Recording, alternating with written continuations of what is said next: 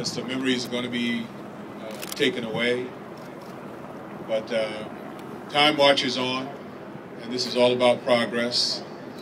And memories are forever if they're done right. And I think there were a lot of memories that were done the right way inside the Spectrum from 1967 to 2009.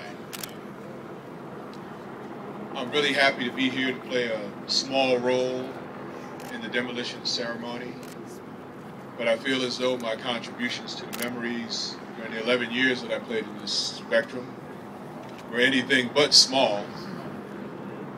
Hopefully.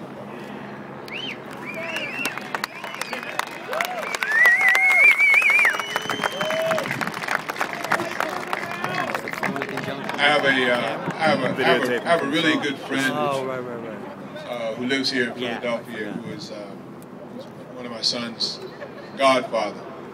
His name is L.T. Brinkley.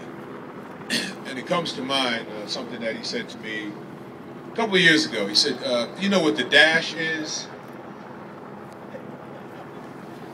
I remember there used to be a car that was called the Dash. And there used to be a race that was called the Dash. So I gave him a couple of definitions that just came from my mind, from my heart. He said, no. He said, this one is the line that they put on the tombstone. Because they put your birth date and then your death date. And then in between there's a line. He said, that's the Dash. He said, that's one of the most important things for you to dwell on and make sure that your Dash is filled with all the things that you had the potential to do and the ability to do. So it was good food for thought. And as I looked at my career in the NBA, which was played all with the Philadelphia 76ers,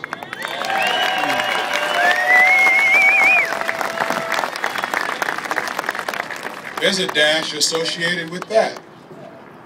1976-77 season to 1986-87.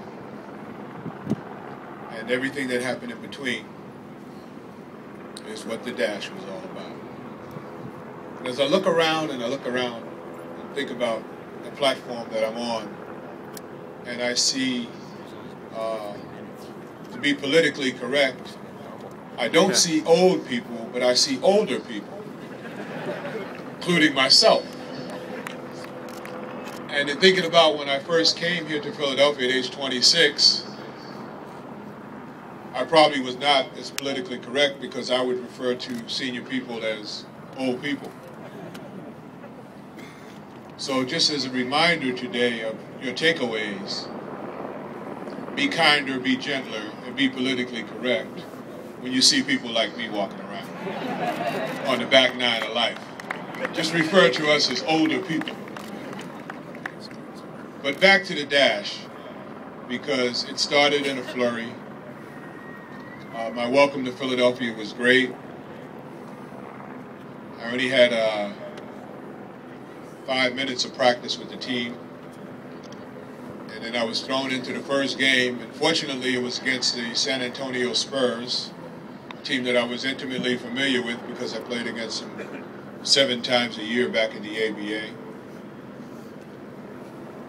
So I had a decent game, but I remember missing a lot of free throws. But more significant as a memory before the game, I remember there was a fan who, once the teams were introduced, who ran out towards me, and he had a bag in his hand. And it was I didn't recognize it as a doctor's bag, but that's what it was. And I just saw this guy running towards me with the bag, and he was, kind of a frenzied, almost crazy-looking guy who was the Sixers' greatest fan, as you know, Steve Soms, who's no longer with us. But he put the bag, he tried to put it in my hand, and of course, I wasn't taking it. And then I kind of got the nod of approval from the other people around me, And they said, oh, he's okay. So, that was one of the punctuation points in my welcome to Philadelphia. And that first season, there were a lot of memories created because if you remember that team, that was a team that went all the way to the finals in the first year. It was a team that featured World Be Free. It was the second year, man. And lots of times when I, as an older person, lay my head down and just nod off and allow myself to reflect back on the past and some of the basketball memories, I can still see World Be Free, who I used to call Shorty Cool, because he was short. He was one of our shorter guys, and he was cool. And he used to be a good chauffeur when we'd go back to New York together, right? But he said, I owe him gas money. But I can remember him in 1977, after the first round of the playoffs, in which the 76ers knocked off the defending champion Boston Celtics. 7 games, and Coach Doug Collins was there. Shorty Cool was there dribbling out the clock like Marcus Haynes at the end of the game. And as I reflect back on that memory, and as I stand here and I think of that happening in that building, it brings me a great deal of pleasure. And it also reconnects me with the Spectrum and with Philadelphia, because I do consider Philadelphia my home.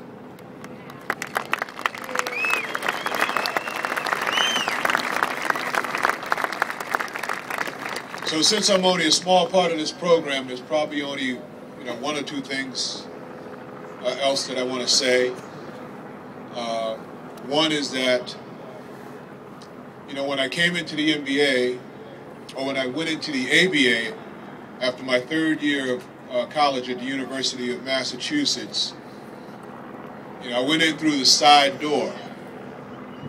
Actually, Mr. Snyder's brother-in-law owned the basketball team that I played for in my rookie year, which was called the Virginia Squires, and his name was Earl Foreman. And he was a real good owner, somewhat of a maverick, I think is the term. And I played for him for 2 years, and our deal for me to leave college and become a professional after my junior year at age 21 was consummated at the old airport motel, which was no longer there. But the airport's still there, thank God, man. And that started my pro career, period. But my pro career here in Philadelphia, what I was saying, it was a side door entrance into the pros.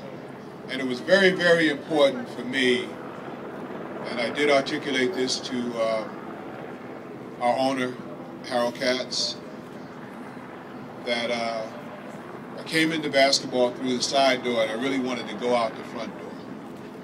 And obviously, the best way to go out the front door is win a championship. But the next best way is to have a farewell tour like I had in 1986-87 that was second to none.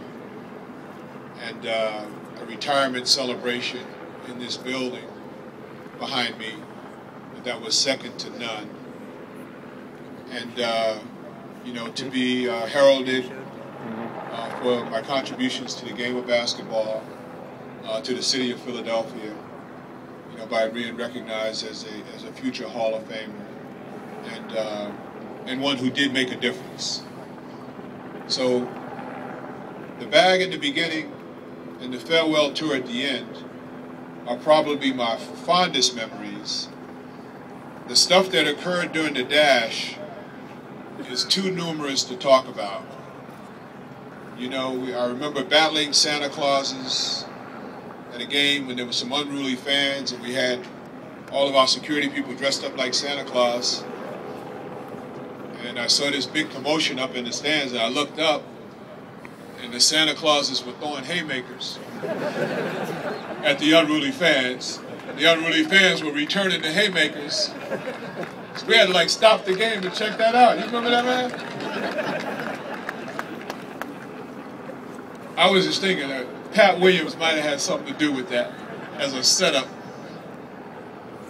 And then, of course, there was the other fight with Darryl Dawkins and Maurice Lucas. God rest his soul. Just as a piece of information, Doug Collins was the one who started that fight. I know he's on the road right now because they got a game tonight.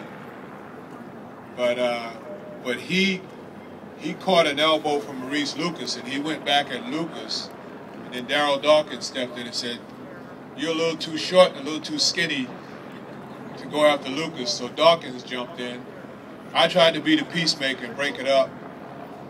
So I caught an elbow, and then I went and sat at midcourt. I said, "I'm going to sit this one out. This is not hockey."